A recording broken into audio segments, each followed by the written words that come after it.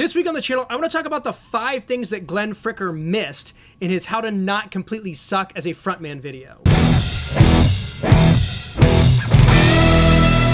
What's up guys, my name is Adam, welcome to the channel. I was in the middle of working through an idea for this week's video when I saw that Glenn Fricker released a video in regards to how to be a great lead vocalist. Now of course Glenn is coming from the metal community, but that list was comprehensive and spot on for literally any person fronting any kind of band. If you haven't seen yet, here's a paraphrased list of those things. Move around, use your hands, aka help your bandmates and don't be a diva. Don't cup the mic, obviously. Plan your performance. Dress up, practice in front of a mirror or record yourself. Go easy on the booze. Warm up your voice. Interact with the audience. Don't insult the audience. Learn from past performances. Now that's a pretty solid list, but I feel like there were a few things that Glenn didn't cover or completely missed in regards to being a great frontman. So here are 5 more things that you should do to not completely suck at being a front person. Before I start, if this kind of content is up your alley, go ahead and subscribe to the channel and ring the bell so you don't miss anything. Number 1. Study your heroes. One thing that people ask me a lot in regards to stage presence is, where do I start? If you're completely new to performing, it can be hard to find your bearings because the sensation of being in front of people feels completely foreign, and it can be hard to find things that feel genuine or intuitive. So if you don't have any idea on what you should do, look at your favorite lead singers. As modern musicians, we have a vast number of resources in regards to live concert footage, so find your favorite bands and study what their singers are doing. How do they stand? Where do they walk on stage? How do they interact with the audience? How do they interact with the other band members? Stage manager is a really good thing to study as well. If you're going to be kind of funny or lighthearted, there are a couple of live albums that I would recommend looking into. One being the Mark, Tom, and Travis Show by Blink-182 and Heard They Suck Live by NoFX. It also goes without saying that if you haven't watched any live Steel Panther videos, you should absolutely do that as well. Wow, Cedric, I gotta say, I'm so impressed with your playing. I'm sure everybody is just as impressed as I am. Unfortunately, we're not looking for a guitar player, we're looking for singers right now, so. You don't have to necessarily ape their every move or say things verbatim, but I would say study 3 to 5 of your heroes. Take little bits and pieces of the things that they do, and you'll quickly figure out what's going to work for you personally and develop a persona for yourself. Number 2.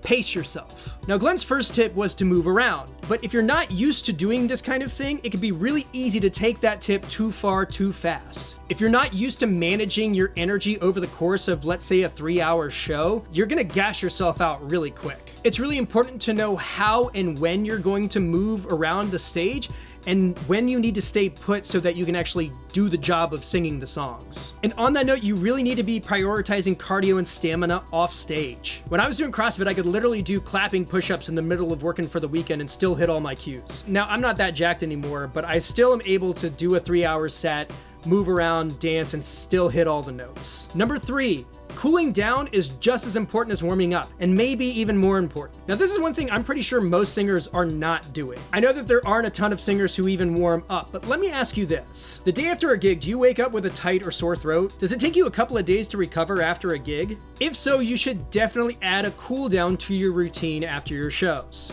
Basically what you want to do is start at the very top of your range and slowly slide down to the bottom of your range. It doesn't have to be super loud, but it sounds like this.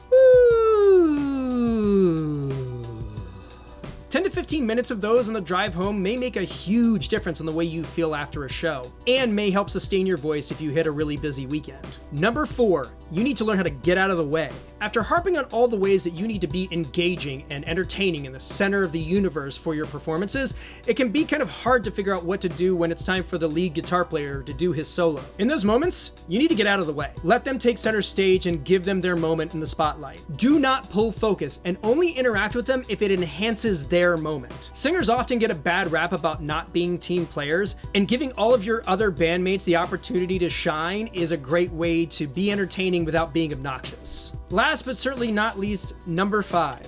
When all else fails, sunglasses. Like, as an introvert, it can be really difficult to get into the headspace of being engaged with an audience. Making eye contact with complete strangers in a crowd can feel really intimidating if you're not used to that level of connection. When I started doing cover gigs and fronting a band for the first time, it was with a yacht rock group that had sunglasses as a part of their stage look. Sunglasses made a huge difference mentally in regards to performing. It created a physical barrier between me and the audience, and it kind of created created this aloof persona that worked for that specific gig. It kind of reminds me of Big Daddy, where Adam Sandler gives the kid the sunglasses and tells him that he's invisible, and then he feels comfortable talking and being himself. And of course, we can't forget Guy Patterson from the Oneaters and That Thing You Do. It may sound silly, but if you are just getting into fronting a band for the first time, I would highly suggest giving it a shot. So there you go. There are the 5 additional things that you need in order to not suck at being a lead singer. Hopefully Glenn doesn't mind. Do you have any tips on being a great vocalist that I forgot? Leave a comment and let everybody know. That's gonna do it for this week. Thanks again for tuning in. If you haven't already, go ahead and subscribe to the channel. We post new videos here every single Friday. Also, if you want to support the channel, check out our newly reconfigured Patreon. We've adjusted the tiers and added some cool new perks so that you can find more ways to make great money playing music. Have an awesome week, and we'll see you next time.